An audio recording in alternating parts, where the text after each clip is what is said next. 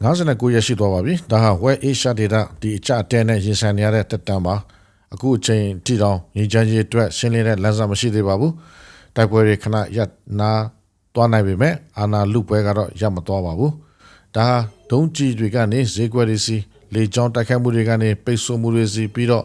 စစ်မြေပြင်တွေကနေနောက်ကွယ်ကဆွေးနွေးပွဲတွေစီကိုပုံစံပြောင်းသွားတာပဲဖြစ်ပါတယ်ဝါရှင်တန်ကတော့သူတို့ရဲ့ပိတ်ဆို့အရေးယူမှုတွေနဲ့ရေတပ်အင်အားဟာထိရောက်လိမ့်မယ်လို့ယုံကြည်နေကြပါတယ်။တီဟန်ကတော့ Strait of Hormuz ရေလက်ကြားကနေပြီးတော့သူတို့အတွက်အလျှော့အတင်းလှုပ်လို့ရမယ်အခွင့်အလမ်းလို့ယုံကြည်နေကြပါတယ်။နှစ်ပတ်စလုံးကကိုရည်ကြည်ချက်နဲ့ကိုတင်းခံနေကြတာကြောင့်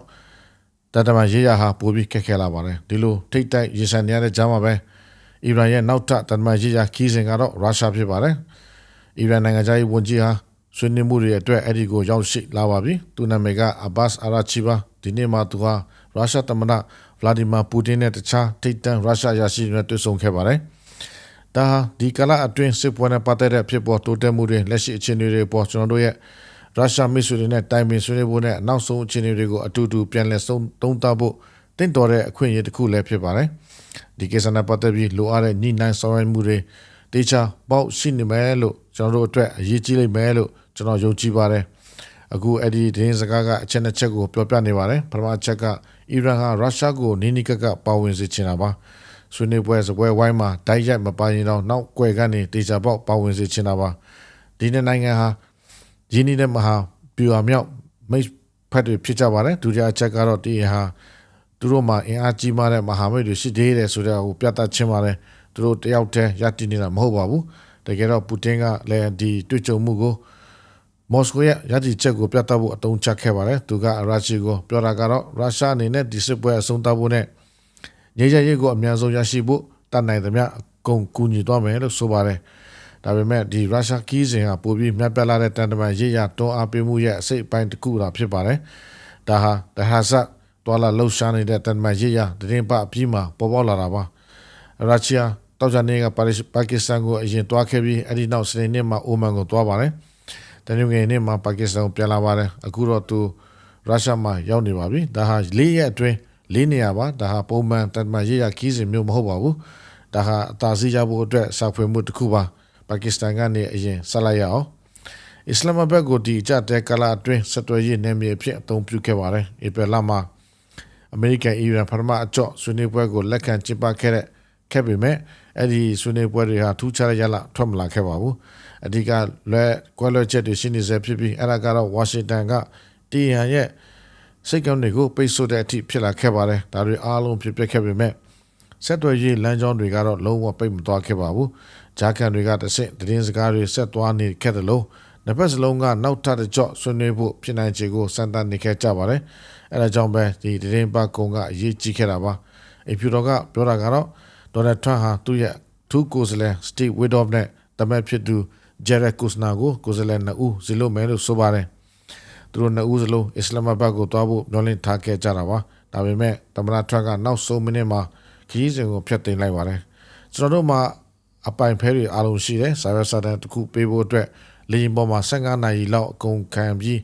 ဟိုတီတွားနေမှာမဟုတ်ပါဘူးအဲ့ဒါတော့မလုံလောက်ပါဘူးဒါကြောင့်ကျွန်တော်တို့ဖုန်းနဲ့ပဲဆက်သွယ်မယ်သူတို့ကြိုက်တဲ့အချိန်ဖုန်းဆက်လို့ရပါတယ်အဲ့ဒီစကားစုကဝါရှင်တန်ရဲ့လက်ရှိရည်တည်ချက်ကိုဖော်ပြနေပါတယ်သူတို့ကဆွေးနွေးခြင်းပေမဲ့ဖိအားကိုတော့ဆက်ပေးထားချင်တာပါခီးစဉ်ကိုဖျက်သိမ်းပြီးမကြခင်မှာပဲအီရန်ဘက်ကပိုကောင်းတဲ့အဆိုပြုချက်တစ်ခုရောက်လာတယ်လို့ထရန့်ကဆိုပါတယ်ဒါကတကယ်ညီနိုင်မှုတွေကကင်မရာတွေရဲ့အပြင်ဘက်မှာရှိနေသေးတယ်ဆိုတာကိုပြနေပါတယ်ပြီးတော့ဝါရှင်တန်မှာတော့နောက်ထပ်ခြေလမ်းကိုအခုပြန်လည်သုံးသပ်နေပါတယ်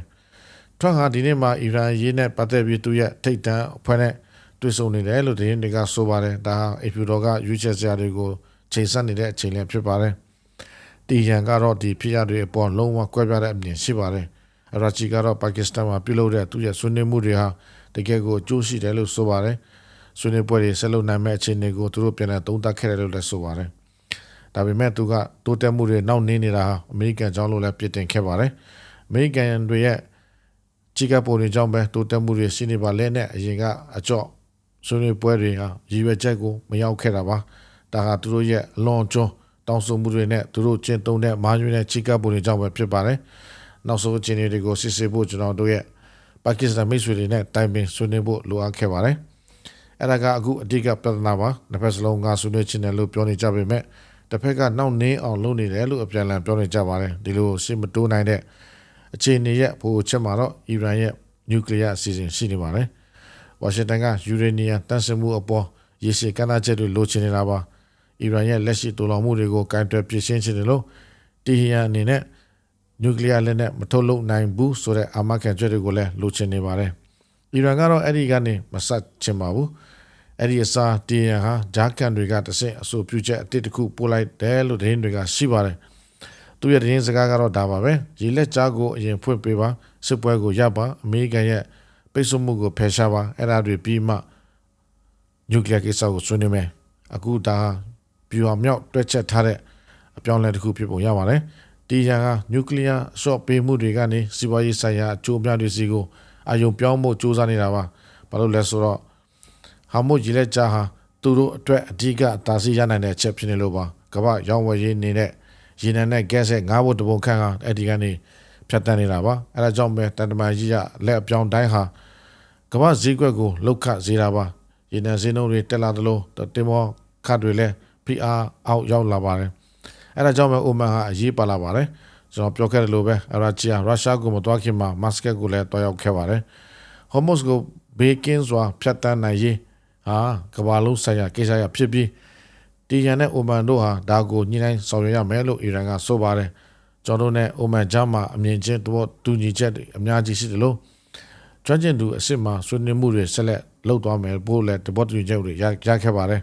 ဒါပေမဲ့အီရန်နိုင်ငံအတွင်းမှာလည်းဖိအားတွေရှိနေပါတယ်သဘောထားတင်းမာမှုတွေကတော့အမေရိကန်ရဲ့တမန်ချက်တွေအတိုင်းဆွေးနွေးမှာမဟုတ်တယ်လို့ယူရေနီယံတက်ရှင်မှုမှာလည်းရှော့ပေးမှာမဟုတ်ဘူးလို့ဆိုပါတယ်အမေရိကန်တွေနဲ့အထူးသဖြင့်နျူကလ িয়ার ကိစ္စအပေါ်ဆွေးနွေးဖို့ရွေချက်မရှိပါဘူးဆွေးနွေးဖို့ရွေချက်လုံးဝမရှိခဲ့ပါဘူးကျွန်တော်တို့ရဲ့အနည်းရောက်မြင်ကတော့ယူရေနီယံတက်ရှင်မှုကိုလက်တွေ့အရှိတရားဖြင့်အတိအမှပြုရမှာပဲဖြစ်ပါတယ်ဘာလို့လဲဆိုတော့ကွယ်လွန်သူအီမာကလည်းမိတ်ကြခဲ့တယ်လို့ပဲတက်ရှင်မှုဟာကျွန်တော်တို့ရဲ့ရပ်ပိုင်ခွင့်လို့ယုံကြည်လို့ပါဒါကြောင့်တရမန်တွေကရွေးချက်စရာတွေကိုစက်တနေနိုင်ပေမဲ့နိုင်ငံရေးဆိုင်ရာအနည်းရောက်မြင်တွေကတော့ခိုင်မြဲနေစေပါဒါဆိုရင်နောက်ထပ်ဘာဖြစ်မလဲတိတ်တဆိတ်စက်တော်မှုတွေကတိုက်ရိုက်ဆွေးနွေးမှုတွေဖြစ်လာမလားဂျာကန်တွေကတဆင့်ပုံစံတစ်ခုထွက်ပေါ်လာမလားဒါမှမဟုတ်ဒီနေ့ဒီရှေ့မတိုးနိုင်တဲ့အခြေအနေဟာတတိယမြောက်လက်ထဲအထိဆွဲဆန့်သွားမလားလောလောဆယ်မှာတော့ဒီတိုက်ပွဲဟာဘယ်သူကအရင်ပြစ်မလဲဆိုတာမဟုတ်တော့ပါဘူးဘယ်သူကအရင်မျက်တောင်ခတ်မလဲအရှုံးမပေးမလဲဆိုတာပဲဖြစ်ပါတယ်